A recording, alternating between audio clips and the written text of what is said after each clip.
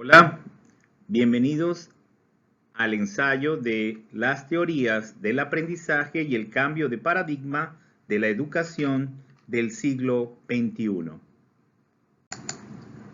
Para recorrer este ensayo vamos a utilizar un mapa de ruta que va a llevarnos primero a una introducción con referente al conocimiento, después vamos a hablar acerca del aprendizaje, vamos a hablar acerca de las teorías de aprendizaje, las inteligencias múltiples, los retos del aprendizaje en el siglo XXI, la transformación educativa y el cambio, la conclusión y la bibliografía.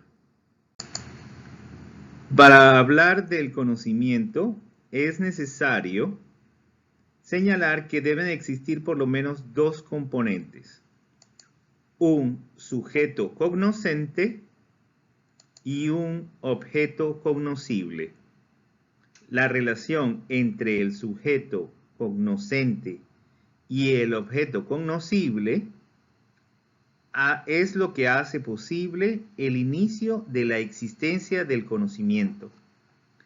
El conocimiento es un proceso porque no está dado, es decir, un objeto nunca es conocido de manera definitiva.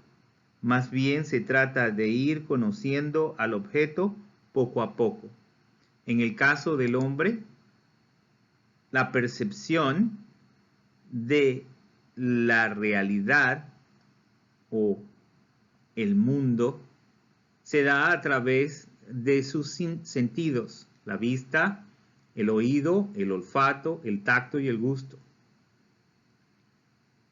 Se percibe a través de los sentidos y la percepción o el estímulo puede ser interpretado de manera diferente por cada uno de los individuos. Por ejemplo, en esta figura que les estoy mostrando, algunas personas de manera inmediata ven una copa. Otras, sin embargo, ven dos caras, una enfrente de la otra. Cada persona percibe de manera diferente un mismo objeto. La definición del conocimiento no es algo nuevo.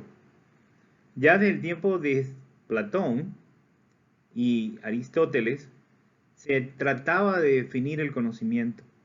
Platón, por ejemplo, definía el conocimiento como la posición inherente de la verdad sin haber aprendido de ella por medio de la experiencia sensorial. Aristóteles planteaba que el conocimiento se obtiene a través de los sentidos, es decir, por medio de la experiencia. Otras teorías acerca del conocimiento se dieron también en Inglaterra, donde nació el racionalismo, que indicaba que el conocimiento, todo el conocimiento, estaba dado por la razón. Después, cerca de ese mismo tiempo, surge el empirismo, donde se da a la experiencia como fuente de conocimiento. Después, el asociacionismo, donde en este principio es el principio de la asociación. Las ideas complejas provienen de la asociación de otras más simples. De las diferentes teorías que pueden existir, la teoría de los niveles del conocimiento integral es una teoría bastante interesante, pues habla del conocimiento sensorial y del conocimiento lógico. El conocimiento sensorial es uno de los niveles. La primera cosa que se da es la sensación, después se da la percepción y la representación dentro del conocimiento sensorial. Después de la representación se da el concepto el juicio y el raciocinio. Y concepto, juicio y raciocinio, estos niveles pues son los niveles del conocimiento lógico.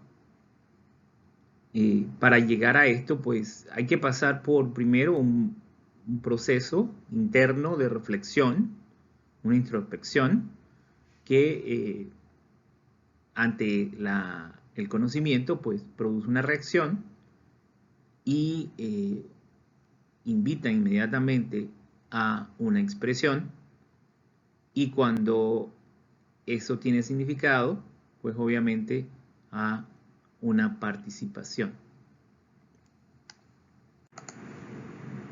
Con referente al aprendizaje, el aprendizaje pues se define como la acción y efecto de aprender algún arte, oficio u otra cosa. Aprender ha sido definido por Gané en el 65, por Pérez Gómez en el 88, por Zabalza en el 91, Alonso en el 94, Gallego y Ongalo en el 2003. De todas estas definiciones, lo que podemos llegar a concluir es que aprender es un cambio de conducta resultado de la experiencia. Como contexto inicial para hablar de las teorías del aprendizaje, voy a hablar un poquito acerca de qué es una teoría o cómo nace una teoría para poder entender bastante mejor todo el proceso, ¿no? Regularmente lo que sucede es de que vemos, observamos casos particulares, y de esos casos particulares a veces sacamos casos generales y explicamos algunas cosas que deducimos de un caso general en un caso particular. Para hacer un poco más clara esta explicación, en YouTube vi esta explicación y me gustó, por eso la estoy compartiendo. En esta explicación, simple y llanamente, el caso general era sobre el equipo de fútbol de Argentina, que los jugadores de la selección de fútbol de Argentina son buenos jugadores de fútbol. Ese es el caso general. Messi es miembro del equipo de fútbol de Argentina. Entonces deducimos que Messi es un buen jugador de fútbol. Ahí definitivamente estamos viendo un caso particular a partir de un caso general. Eso es lo que es deducir. Ahora, cuando vemos varios casos particulares y de allí sacamos un caso general, entonces estamos induciendo. En el caso de las ideas que nosotros tenemos, las hipótesis, deducimos, ¿verdad? O sea, de algo general pasamos a algo particular, y cuando eso es comprobable en los casos particulares, surgen las teorías, las leyes, los modelos, que contrastamos con la realidad, y al contrastarlas con la realidad, nosotros podemos explicarla y vivir con esa teoría, con esa ley o con ese modelo. O si nos encontramos que se ha agotado la teoría, la ley o el modelo porque ya no puede explicar la realidad o los hechos, entonces podemos generar nuevas hipótesis. De esta manera, las teorías, las leyes y los modelos solamente son válidos mientras puedan explicar la realidad o los casos particulares, o dar respuesta a los problemas de los casos particulares. Como vimos entonces, las teorías son buenas siempre y cuando se enfrenten a la realidad y puedan explicarla. En el tema de las teorías del aprendizaje, pues existen muchas teorías, pero las principales pues son el conductismo, que esencialmente pues se funciona a través del estímulo de respuesta, por ejemplo, la tarea y la calificación.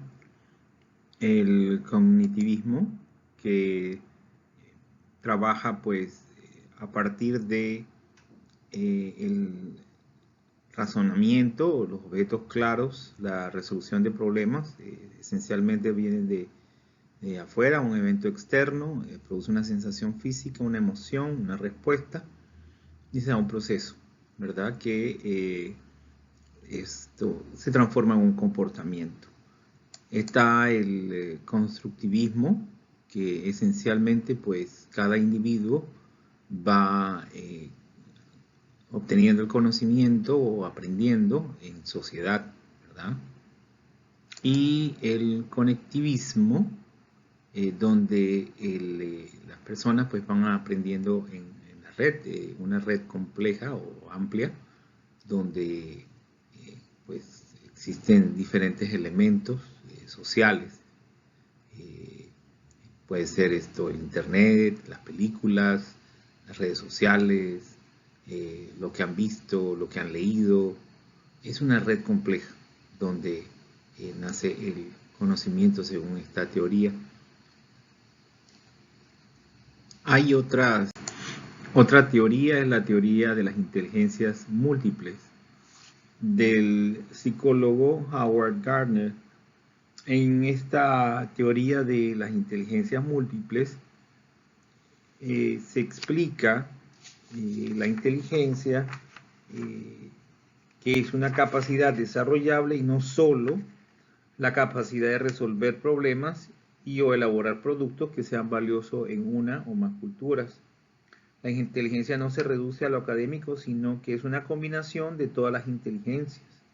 Ser ágil o hábil en el deporte o en las relaciones humanas implica unas capacidades que por desgracia no están seriamente contempladas en los programas de formación académica, y él define pues la inteligencia musical, la corporal, la interpersonal, la lingüística verbal, la lógica matemática, la naturalista, la interpersonal, la visual espacial.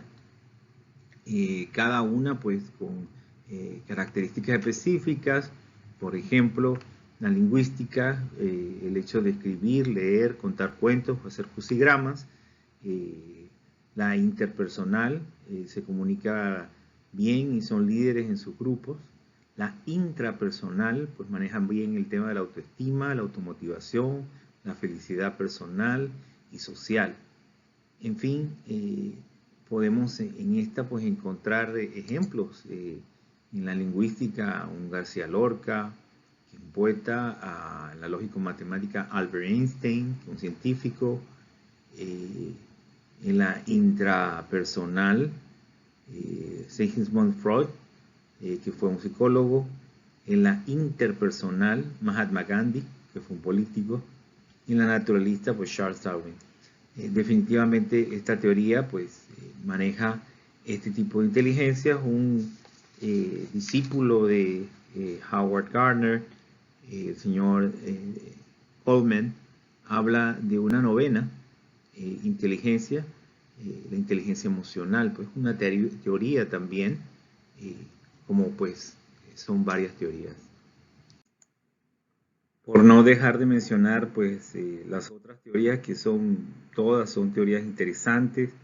Tenemos la de la estimulación en la escuela, la psicología de la libertad, la transferencia ideal, la inteligencia múltiple, la teoría de la inteligencia emocional, el sistema de instrucción, el paradigma del esquema conceptual. Pues aquí les pongo pues varias de las teorías.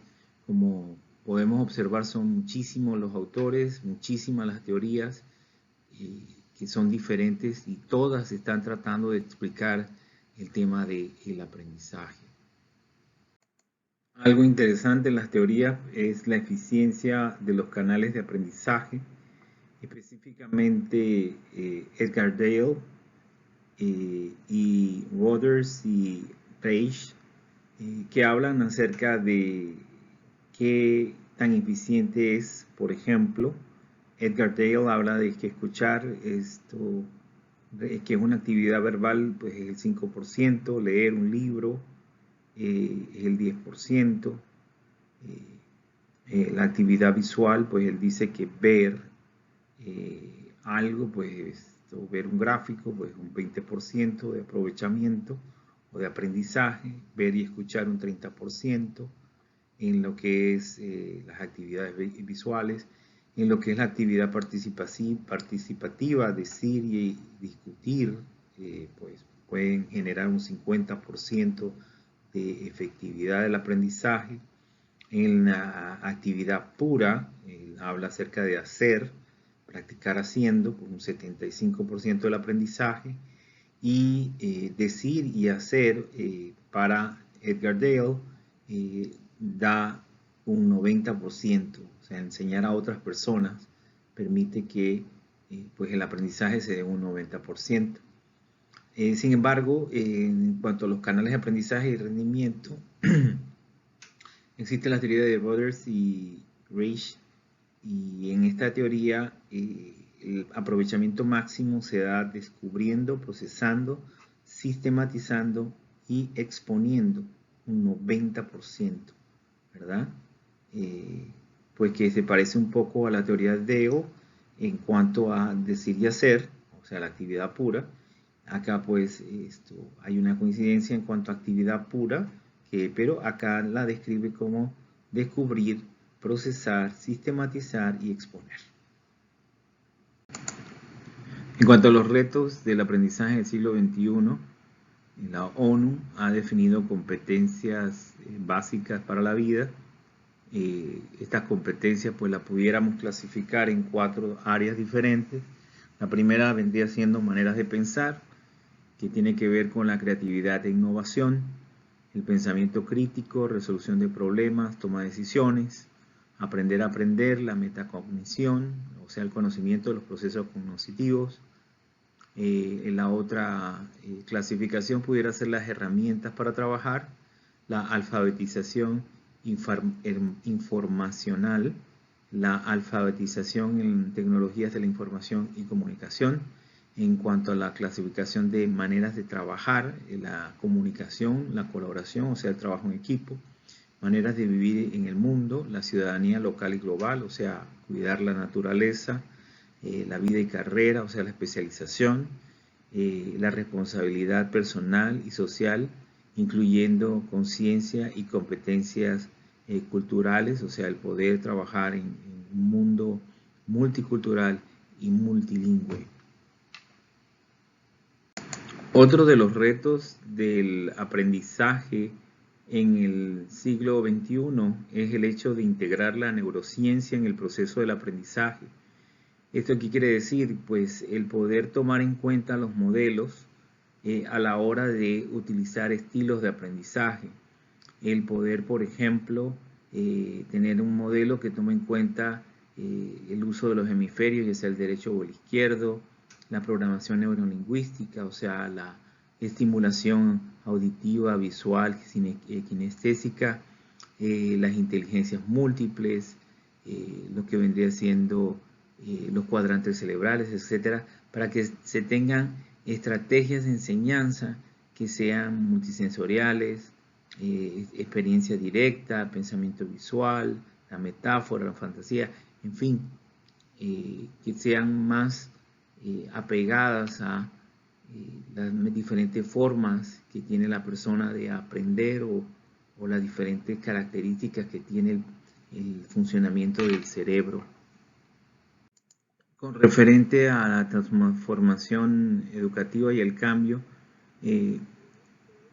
un ingeniero estadounidense de nombre Thomas Kuhn explicó lo siguiente: considero a los paradigmas como realizaciones científicas universalmente reconocidas que durante cierto tiempo proporcionan modelos de problemas y soluciones a una comunidad científica. ¿Eso qué significa? Porque definitivamente todas las cosas no pueden ser eternas o permanentes, y específicamente en el tema de la educación, donde estamos frente a la necesidad de generar competencias que en estos momentos pues son básicas para la vida, pues tenemos que trabajar en estos cambios. Hay manifestaciones de la necesidad de la transformación del proceso del aprendizaje. La primera manifestación es que el sistema educativo actual está masificado, un mismo sistema para todos los alumnos, cuando ya hemos visto de que existen diferentes tipos de formas de usar el cerebro, de pensar, de diferentes inteligencias, donde hemos visto porque sí, efectivamente, se usa un mismo sistema para todos sin tomar en cuenta ninguna de las características del cerebro humano. Y la otra manifestación de la necesidad de la transformación del proceso del aprendizaje es las habilidades necesarias pues, que no se están generando en las aulas para el siglo XXI, que no se están generando en las aulas, y esto es importante. Esto ya no se trata de un ciudadano para un país, se trata de un ciudadano global, y necesitamos que la educación produzca estos nuevos ciudadanos globales. El aprender a aprender es otra manifestación de la necesidad de la transformación, porque pues aprender a aprender, trabajar creando de forma colaborativa en un ambiente de cambio constante implica alentar el pensamiento creativo, asunto en el que el sistema educativo actual está fallando. En cuanto a la transformación educativa y el cambio, pues igual es necesario pues cambios del proceso de aprendizaje. Los colegios usan supuestos anticuados y no enseñan de la manera en la que aprenden los alumnos, debido a que cada niño aprende diferente. Un esquema de aprendizaje individualizado funciona mejor. Por eso es necesario enfocarse en las diferencias, ofrecer aprendizaje personalizado y centrarse en el alumno, debido a que hay desacuerdos sobre qué cambiar y cómo hacerlo. Los reformadores tendrán pocas herramientas a su disposición. En cuanto a los educadores, pues han amontonado computadoras en las escuelas, pero no han cambiado la forma de la instrucción. Es necesario generar nuevos contenidos con diferentes enfoques. Las escuelas están atrapadas entre interdependencias laterales y temporales, es decir, que para cambiar la manera en que la gente enseña información sobre una materia es necesario cambiar la manera en la que se presenta en otra materia. Para alterar el plan de estudios del 9º grado es necesario alterar el del 7º grado. Definitivamente esta transformación educativa y cambio pues, nos lleva a un nuevo rol del educador, o el neuroeducador, o el coordinador del proceso de aprendizaje, donde pues esencialmente en ese nuevo rol hay 5 cosas que me gustaría destacar de la investigación que estuve realizando. La primera pues es la necesidad de generar atención del estudiante. La otra es generar emociones en el estudiante, dejar en el estudiante mapas mentales, generar sorpresa en el estudiante y generar en el estudiante compromiso o relevancia. O sea, que él entienda que tiene alguna importancia en su vida lo que él está realizando en el proceso de aprendizaje.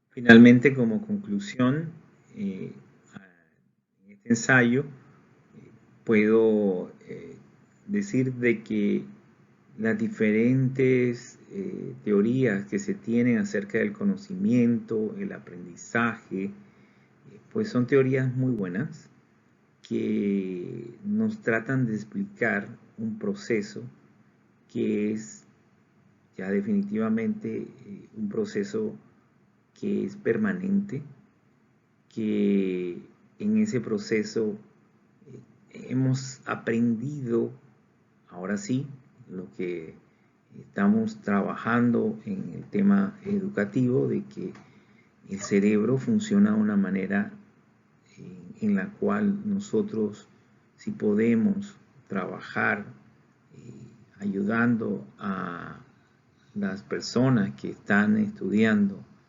a que todo el mundo sensorial también trabaje a favor, llámese con la estimulación a través de la atención, a través de la emoción, a través de todas las cosas que permiten generar relevancia en el conocimiento que se está teniendo. El sistema educativo ya ha llegado a un punto en el cual estoy escuchando cada vez más de que prefiero autoinstruir a mi hijo. En Estados Unidos es algo que se está dando mucho para tratar de generarle las competencias que en la escuela no se le están generando. En países como en Chile, por ejemplo, en estos momentos pues ellos están manejando el tema de las competencias y están certificando las competencias de las personas que no necesariamente se dan en las universidades. Es por eso que todo lo que está alrededor de los procesos de educación deben de tomar en cuenta todas estas necesidades y trabajar en el cambio. Y como vimos, pues va a ser una tarea un poco complicada porque no nos estamos poniendo de acuerdo. Hay demasiadas teorías, hay demasiadas formas de llegar a un mismo lugar y eso pues junto con el hecho de que para transformar el sistema no se puede transformar nada más una parte, sino que hay que ir transformándolo todo poco a poco. Eso pues implica el hecho de que es un proceso algo complejo y que va a requerir la participación de todos.